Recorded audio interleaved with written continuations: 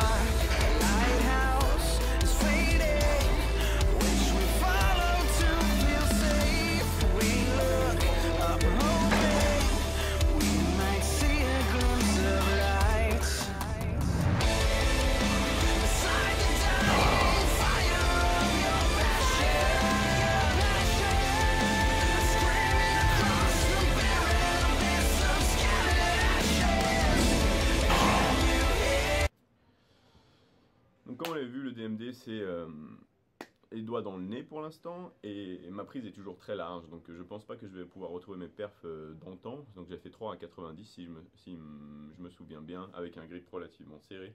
Ici donc, vous l'avez vu sur la précédente vidéo, j'utilise mon grip du DEP couché pour renforcer mon DEP couché. Donc le DEP militaire n'est pas un mouvement de la force athlétique, ou même n'est pas un mouvement où je cherche à réellement progresser. Donc c'est comme si je faisais un access lourd pour mon développé couché. Donc le développé couché est le mouvement où c'est le plus dur de progresser parce que c'est surtout une histoire de poids de corps. Une fois que tu as la technique, je dis pas que ma technique est parfaite, attention. Une fois que tu as la technique, c'est plus trop problématique. C'est problématique, pardon, et le seul truc qui va te faire augmenter ton couché, c'est soit tricher sur la technique, sauf que quand on est posé, ben, on peut pas vraiment tricher, soit prendre du poids. Et vu que moi c'est pas l'objectif actuellement, et même idéalement je voudrais encore un peu descendre, ça va être compliqué de progresser. Donc si jamais le développé militaire peut m'aider à renforcer mes épaules, vous voyez bien que la position basse elle est assez impressionnante vue de derrière. Les leviers n'ont pas l'air extraordinaires et c'est justement ça que je cherche à renforcer. Je vais vous montrer un peu, je vous ai parlé que la moitié de ma setup, mes caméras Co étaient morts et aujourd'hui je commence avec un nouveau logiciel de montage. Donc je suis resté longtemps avec Movie Maker que propose Windows et aujourd'hui j'ai pris une version test d'un Sony Vegas. Donc c'est pas une version pro, à savoir que les logiciels ça douille un peu les gars, je savais pas, mais ça douille pas mal. Bref, cette version pro, là j'ai un test pendant 30 jours, je vais l'essayer. Donc c'est Sony Movie Studio à la version 13, donc je vais vous montrer un peu ce que ça donne. Alors voilà, donc déjà c'est la nouvelle bait. Donc assez content de l'achat. Effectivement c'était pas le meilleur timing parce que j'ai détruit ma caméra juste après. Mais bon, au moins ça va me permettre de faire mes edits sans que mon PC saute parce que l'ancien n'était pas capable de bouger sans se redémarrer. Enfin bref. Donc la timeline de ce Movie Maker est plutôt pas mal. Je vais pouvoir mettre donc des textes un peu plus facilement. Et si je dis pas de bêtises, je pourrais superposer deux vidéos, donc ce sera bien. Donc c'est un peu plus clair pour le montage. Donc j'espère vous sortir une meilleure qualité d'editing grâce à ce logiciel. Et si jamais ça me permet pas d'arriver là où je veux en arriver, bah, je prendrai la version pro et je mettrai encore quelques semaines à m'habituer au logiciel. Mais au final, j'ai envie de vous sortir des putains d'édits de qualité. Donc voilà, that's what's up. Et dernière chose, merci de commenter les vidéos une fois de plus. Et j'ai quelques remarques sur donc ces dernières vidéos qui sont des training logs. Ils disent que c'est un peu chiant. Et je suis un peu d'accord avec vous en ce moment du fait de la caméra, c'est pas extraordinaire. Je vous fais plus de vlog parce que ma caméra est dead. Mais dès que je récupère une nouvelle caméra, un nouveau trépied, je voudrais vraiment upper le game. Donc acheter un grand trépied, un vrai trépied, pas juste un truc portable, pour au final vous prendre des shots assez sympas et acheter un micro. Donc comme à l'ancienne à ma chaîne, j'ai décidé d'arrêter de vous filmer de la potato et de vous faire patienter avec du lift. Et dès que je serai en mesure de vous filmer de la qualité, je vous renverrai des vagues de vidéos.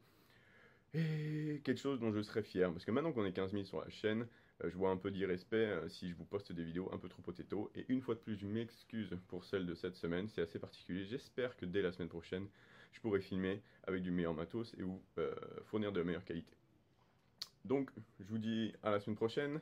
Je vous parlerai dans la semaine directement du programme au complet, parce que maintenant vous avez quasiment tout vu, sauf le Upper Rep Day, que j'avais annoncé pour cette semaine, mais vous l'aurez compris. Donc la semaine prochaine, une vidéo sur plus ou moins ce que je suis en train de faire, ce power building, comment je le monte. Et bien sûr, le training log de ce nouveau cycle 2 qui sera sur un 5x5 avec une augmentation. Et on parlera des augmentations ou non à faire dans ce programme.